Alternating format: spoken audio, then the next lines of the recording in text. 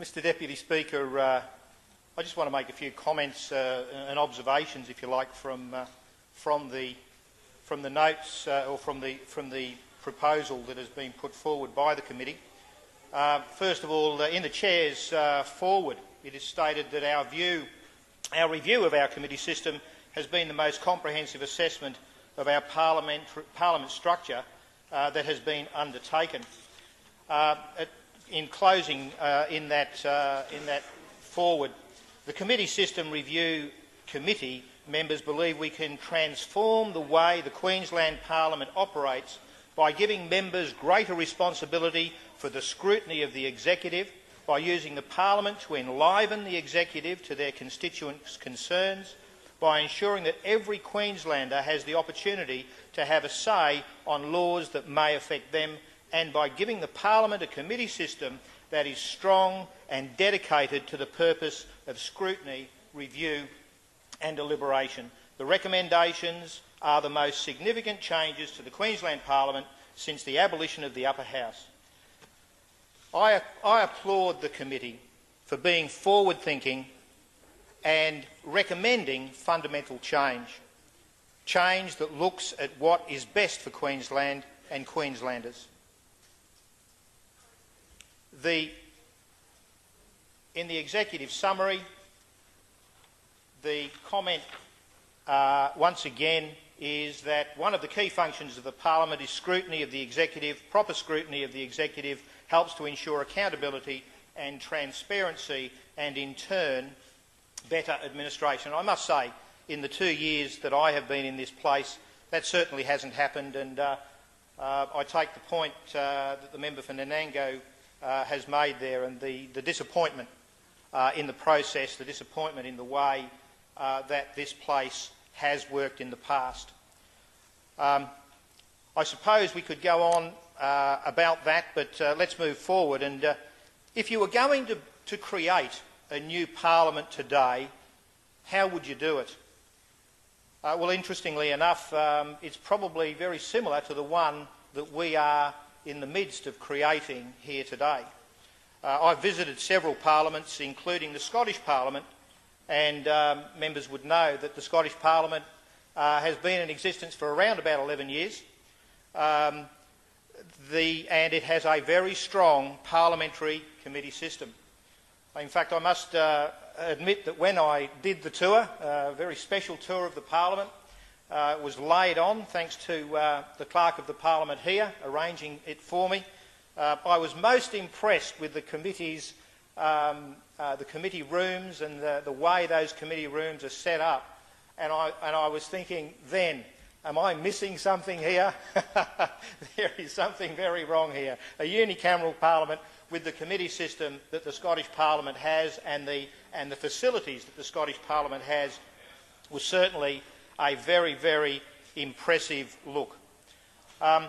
It's now time for committees to take a greater role in examination of executive action across all policy areas of government and in considering proposed legislation building on the moves made in this direction in early 2009. Further comment from the executive summary in this document, and how true it is when we consider that we are coming forward in leaps and bounds.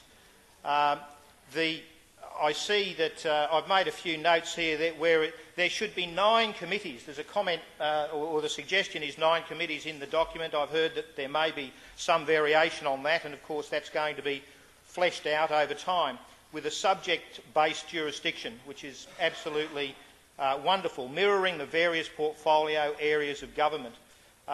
It goes on to say the following functions are part of that 9 committee system: monitor and review all issues and executive action, including operational matters and events, consideration of proposed legislation, both from a policy point of view and to ensure compliance with fundamental legislative principles. I think we're all going to learn something as part of this process, something that we probably haven't been learning a great deal about over the last, certainly in the time that I've been here, because I must say I have to confess I haven't studied each and every bill that has come through this place. Scrutiny of estimates, and also to have the ability to consider petitions. And, once again, the petitions come in, they're sent off to a minister, the minister responds to the petition, and that's where it dies. Now we're going to have this opportunity to flesh things out far more than ever before. Turning to the recommendations that are made in this document, in Recommendation 1 it states the committee recommends that in place of the current committee there be the following committees: 9 statutory portfolios-based committees to cover the array of government activities, the Parliamentary Crime and Misconduct Committee, and a committee of the Legislative Assembly. Once again, it's a structure, it's a strong structure, it's something that is going to be of great benefit to this place to move forward and to deliver what the people of Queensland deserve, and that is appropriate legislation, properly researched and properly fleshed out in that committee system. Recommendation 21. I note that on Recommendation 21, the committee recommends that all bills, with the exception of those deemed urgent, be referred to portfolio committees for inquiry and report using a model that achieves the following. There shall be a presumption that the legislature will refer legislation to a committee, and any exception must be transparent, narrowly defined and extraordinary in nature. That's a very powerful sentence. Narrowly defined and extraordinary in nature. The people of Queensland will not bear this committee system being used on an ad hoc basis when in reality it should be used for the majority of legislation that comes through this place.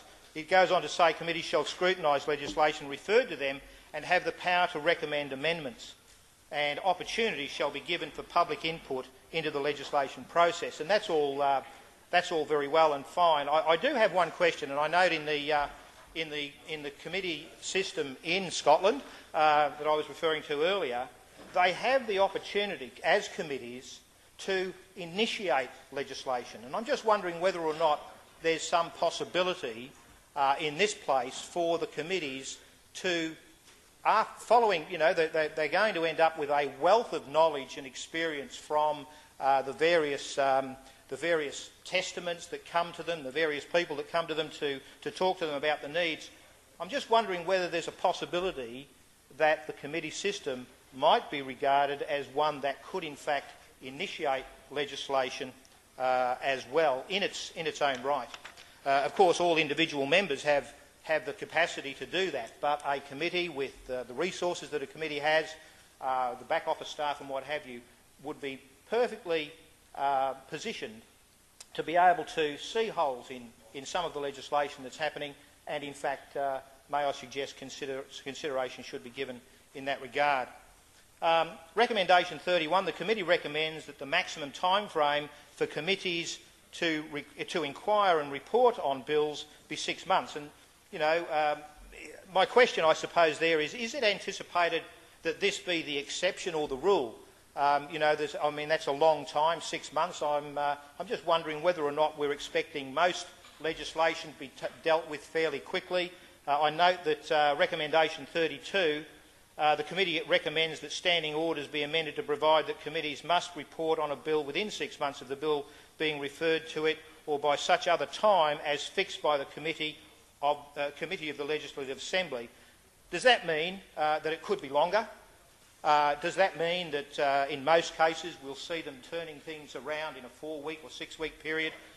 Just curious about that question or that recommendation. Sorry? Absolutely right, and I take the interjection.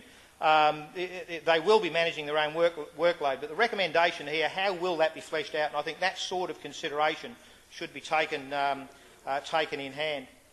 And Recommendation 33 and 34, it seems to me that there might be a conflict in the terminology there. The committee, in recommendation 33, the committee recommends that bills be set down for the second reading a minimum of 3 sitting days after a committee report. I suppose, in effect, that would mean probably the next sitting week.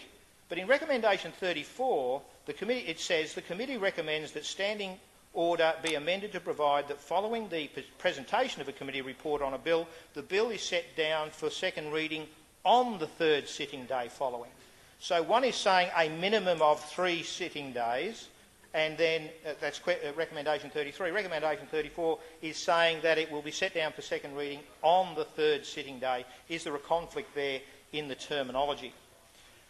With hopefully those few questions asked by me and hopefully answered, I would like to finish simply by saying I look forward to working in this place, in this new paradigm, and making a difference for all Queenslanders.